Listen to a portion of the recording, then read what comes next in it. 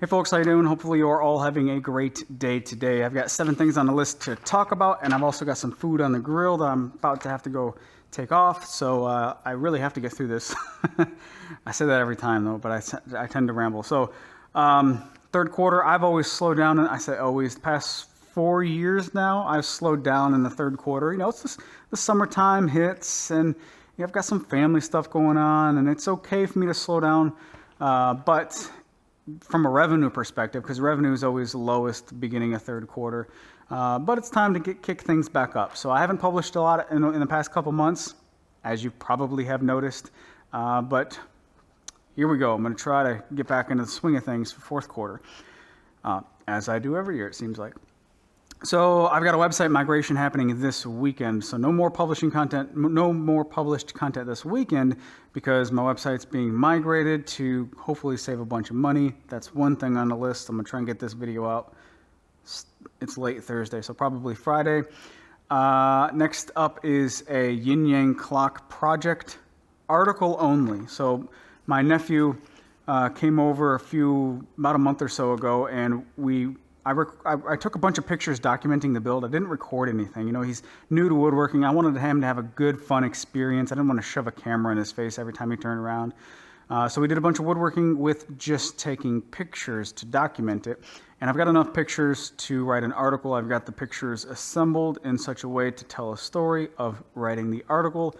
I just haven't really sat down and wrote the article. So that's probably going to be the next thing. Also, the CNC computer cart version 3.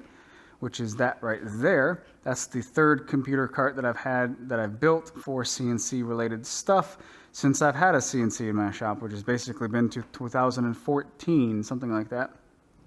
I had 2 computers, whoops, wrong way, on my actual computer desk as an experiment, and that experiment was bad. Having 2 computers on one desk was just, there's no room for papers and organizations. I just couldn't do it, so I went ahead and made that, which is made out of 3 sheets of plywood, really quick and easy. Obviously, it's a CNC project, but I will have the files available and all that for that particular project. And, you know, it seems like for every person who complains about CNC, there's like 1 or 2 people who just love it and who embrace the technology, and so that's good. So I'm not going to stop making CNC content just because some people are complaining about it. And I'm also not going to make just CNC type stuff. See that? That's right there. That's a workbench. And I used a bunch of hand tools this whole week and not one CNC type project. See how that works, right? It's kind of interesting.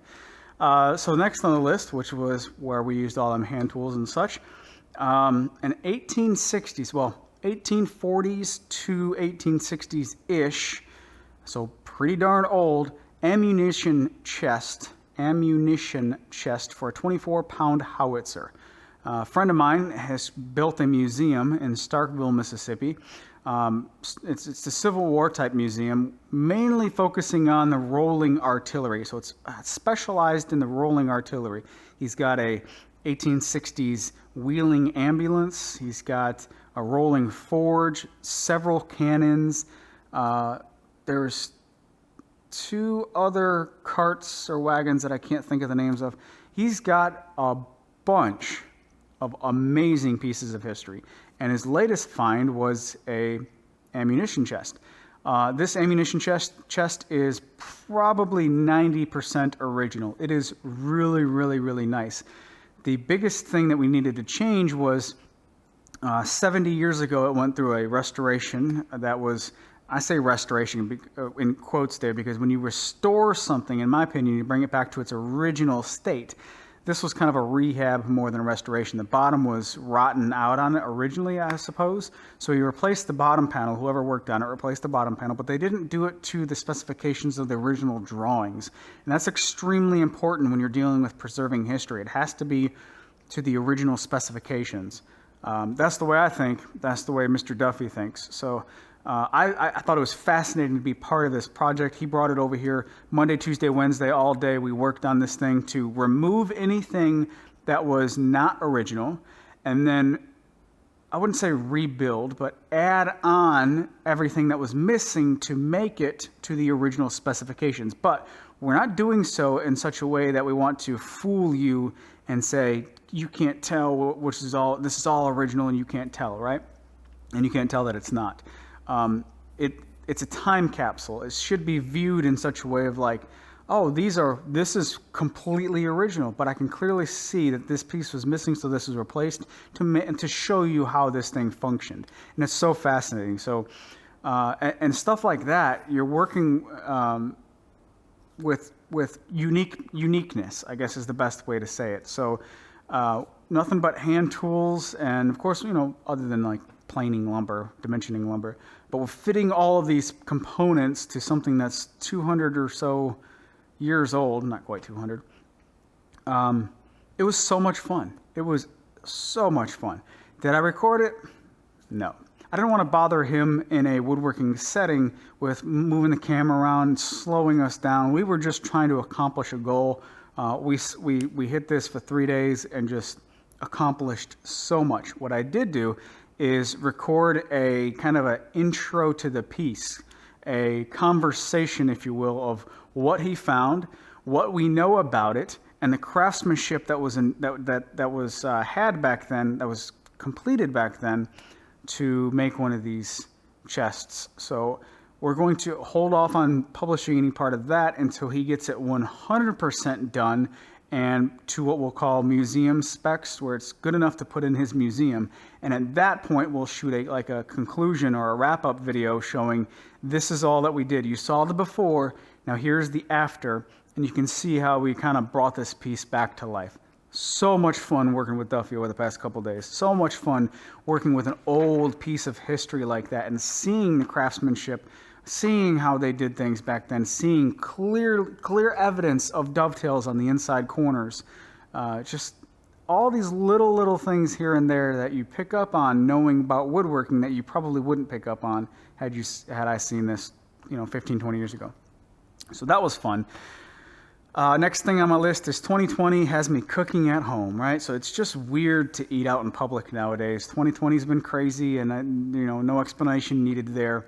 I'm kind of an introvert. I don't really like to be around a bunch of people anyway. So being able to cook at home, cook delicious food at home has been really, really nice. So not only am I not getting a bunch of the processed junk that's out and about at other restaurants, but because I'm doing less grocery shopping and less out and about type stuff, I basically quit snacking on stuff, which is great. So I'm trying to get some healthier eating habits going on. I've been intermittent fasting for about a month now, not eating breakfast basically, eating from 12 till 7-ish at night, and I feel so much better. I feel great, full of energy throughout the entire day. And I've lost 20 pounds, 21 pounds to be exact. I was at 208 when I first started this. Hey, you got to start doing something to get your belly under control. And this morning I was 187, so 21 pounds. I feel good. And I've got about, depending on who you ask, 30, maybe 40 more to go. I've got quite a ways to go. Speaking of quite a ways to go, I've started a food cooking Instagram food account, jaybates86 food, kind of a basic name, but it gets the point across. jaybates86 food. If you want to keep up with all my food adventures, then check that out. I can cook stuff right now that I would not even imagined a few years ago as far as how good it tastes. I've never really been that good of a cook, but I could make a killer box of macaroni and cheese, right? So that's how I was cooking for years and years. Well, I do a little bit of research into cooking, a little bit of research into grilling, how to do things properly, and wow, food tastes so good. And it's funny, I'm eating less and enjoying food more, if that makes any sense. Speaking of food, though, I got to wrap this up because I have a Boston butt on the grill. It's been smoking for 6 hours and 5 minutes. It's about 7 pounds. Got a wonderful rub on it that I'm trying to taste for the first time, or I'm trying out for the first time. It's already wrapped, but I just broke 200 degrees internal temperature, so I've got to go take it off the grill. I'm thinking about starting a website with this whole food endeavor because just like any other passive income type of little thing, set it and forget it. I probably won't put a tremendous amount of effort into it as much as I do with this business, woodworking and such. But I'm thinking about starting a website there. So anyway, if you're interested in delicious food, check out jaybates86 food on Instagram. And I'm going to cut this short so I can go pull that off. You guys take care. Have a great day, and I'll talk to you later. All right. Can you help me find... Can you find something that's green? No, that's not... There you go. That's green. What about blue? That's right. Good job. Can you find something orange? Where is orange? That's right. Good job. Tyler K., what about yellow? That's right. Tyler, can you find something that is purple? Good job. Can you find pink? Good job. That's awesome. What color is this? What color is this? That's your duck sound. Can you say green? What color is this? No, that's a duck. You can say these colors. What color is this? What color is this? Can you tell me what color this is? A duck is yellow and something can walk. That's all I got out of that. A duck is yellow. What color is this? No, not this morning. Tyler K., can you find something that is blue? Where is blue? Where is it? Can you find something that is blue? Good job. What color is this? She's like, no, it's... Ducky, you're stuck on the ducky this morning.